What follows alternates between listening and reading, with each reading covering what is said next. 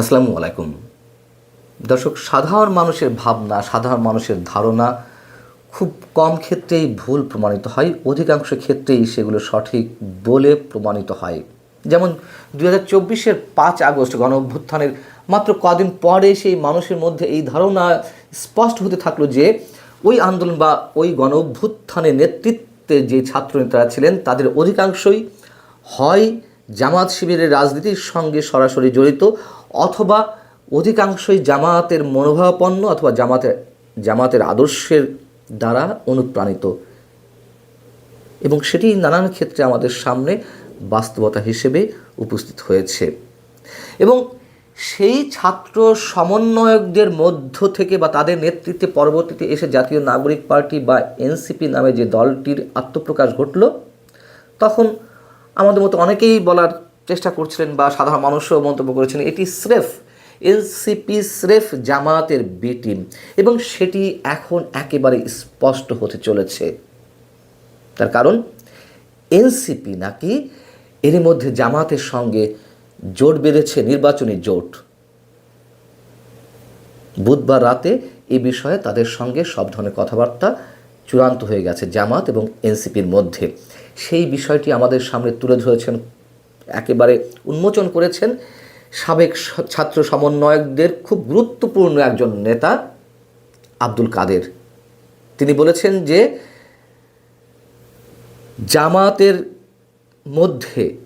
জামাতের গর্ভে এর মধ্য দিয়ে এনসিপি বিলীন হতে চলেছে। খুবই যৌক্তিক কথা, বিলীন হওয়ারই কথা। বিলীন তো ছিলই, একসাথে মিশে একাকার ছিল। পরবর্তীতে নানান কারণে হয়তো আমাদের সামনে আলাদা হিসেবে দেখা দিয়েছিল, এখন আবার বিলীন হয়ে যাবে। এবং আব্দুল কাদেরের যেই ঘোষণা বা আমাদের সামনে যে তথ্য উন্মোচন করেছেন, আমি নিজেও জানি যে জামাতের খুব হার্ড করে একটি মিটিং ছিল বুধবার রাতে। সেখানে তাদের নেতৃত্বে যে 8 দলীয় কথিত ইসলামী জোট, সেই জোটের একটি গুরুত্বপূর্ণ বৈঠক ছিল আসনওয়ারি নানান ধরনের বক্তব্য বা নানান ধরনের কৌশল অবলম্বনের জন্য। পরবর্তীতে তার সাথে নাকি এনসিপিও যুক্ত হয়েছে। তো আব্দুল কাদের সম্বন্ধে আরেকটু বলি। তিনি এনসিপি গঠনের পর সরাসরি সেই রাজনীতিতে জড়িত না হলেও বৈষম্যবিরোধী ছাত্র আন্দোলনের নেতা হিসেবে গুরুত্বপূর্ণ দায়িত্ব পালন করে যাচ্ছিলেন, এবং ঢাকা বিশ্ববিদ্যালয়ে দীর্ঘদিন পর যে ডাকসুর নির্বাচন হলো, সেই ডাকসুর নির্বাচনে এনসিপি মনোনীত প্রার্থী হিসেবেই তিনি ভিপি পদে প্রতিদ্বন্দ্বিতা করেছিলেন, এবং সরকারের সাবেক উপদেষ্টা আসিফ মাহমুদ সজীব ভুঁইয়ার খুব ঘনিষ্ঠ হিসেবে পরিচিত। এই বিষয়টি যখন গণমাধ্যমে এলো যে বা আব্দুল কাদের সবাইকে জানিয়ে দিলেন যে জামাতের গর্ভে এনসিপি বিলীন হতে চলেছে বা মাত্র 30টি আসনে সমঝোতা হয়েছে, কত টাকা এনসিপিকে দেওয়া হবে সে বিষয়েও চূড়ান্ত হয়েছে। এইসব বিষয়ে এনসিপির গুরুত্বপূর্ণ দায়িত্বে যারা রয়েছেন, আহ্বায়ক নাহিদ ইসলাম কিংবা সদস্য সচিব আক্তার হোসেন, তাদের সঙ্গে গণমাধ্যমের পক্ষ থেকে যোগাযোগ করা হয়েছিল, কিন্তু তারা কেউ ফোন রিসিভ করেননি। এমনকি জামায়াতের প্রতিক্রিয়াও জানা সম্ভব হয়নি, যদিও আব্দুল কাদের জানিয়ে দিয়েছেন যে এই বিষয়ে জামায়াতের জেনারেল সেক্রেটারি মিয়া মোহাম্মদ গোলাম পরোয়ার তিনিও এনসিপির সঙ্গে জোট বাঁধার বিষয়টি গণমাধ্যমকে নিশ্চিত করেছেন। যাই হোক, বেশ কয়েকটি গুরুত্বপূর্ণ পয়েন্ট, ওই বৈঠকে জামাতের সঙ্গে এনসিপি যেসব বিষয়ে সিদ্ধান্ত চূড়ান্ত হয়েছে তার বেশ কয়েকটি বিষয় তুলে ধরেছেন আব্দুল কাদের তার ফেসবুক পোস্টে। তিনি বলছেন, তারুণ্যের রাজনীতিক কবর রচিত হতে যাচ্ছে, এনসিপি অবশেষে জামাতের সাথে সরাসরি জোট বাঁধছে। সারা দেশের মানুষের নেতাকর্মীদের আশা আকাঙ্ক্ষাকে জলাঞ্জলি দিয়ে গুটি কয়েক নেতার স্বার্থ হাসিল করতেই এমন আত্মঘাতী সিদ্ধান্ত নিয়েছে তারা। সব কিছু ঠিকঠাক থাকলে আগামীকাল এই জোটের ঘোষণা আসতে পারে, অর্থাৎ শুক্রবার এটি প্রকাশ্যে আসতে পারে, আর এর মধ্য দিয়ে কার্যত এনসিপি জামাতের গর্ভে বিলীন হয়ে যাবে। জামায়াতের কাছে এনসিপি 50টি আসন চেয়েছিল, সেখানে 30টি আসন চূড়ান্ত হয়েছে যে এনসিপিকে ছাড় দেওয়া হবে, এবং জোটের শর্ত অনুযায়ী বাকি 270টি আসনে জামায়াত বা তাদের শরিকদের আরও যারা প্রার্থী হবেন তাদেরকে সহযোগিতা করবে এনসিপি। ক টাকা করে পাবে এনসিপি প্রার্থীরা? এনসিপির যে প্রার্থীরা 30টি আসনে প্রতিদ্বন্দ্বিতা করবে তাদের প্রত্যেককে জামাতের পক্ষ থেকে 1.5 কোটি টাকা করে দেওয়া হবে। মোটামুটি 45-50 কোটি টাকা পাবে এনসিপি। এবং সমঝোতার 30 আসনে এনসিপির কারা প্রার্থী হবেন সেই জন্য জামাতের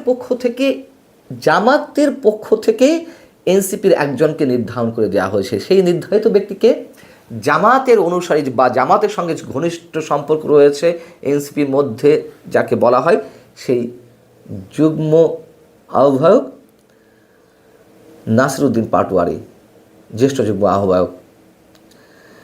আবার নাসিরউদ্দিন পাটোয়ারি যে একা ঠিক করবেন তা না, তিনি আবার জামাতের নায়েবে আমির মানে আবদুল্লাহ মোহাম্মদ তাহের তার সঙ্গে মিলেই চূড়ান্ত করবেন যে এনসিপির কে প্রার্থী হবেন। আর কিছু থাকে দলীয় মানে নিজস্ব যে বৈশিষ্ট্য বা স্বকীয়তা, এগুলো বিসর্জন দেওয়ার ক্ষেত্রে আর তো কিছু বাকি থাকে না, সবই জামাত নির্ধারণ করবে। এখানে বলা হচ্ছে আব্দুল কাদের যিনি দাবি করছেন পরবর্তীতে ছোটনগংয়ের সাথে নাহিদ ইসলামরা আরও এক ধাপ আগানো সমঝোতা হয়েছে। ছোটনগং বলতে কাদেরকে বোঝানো হয় আপনারা জানেন।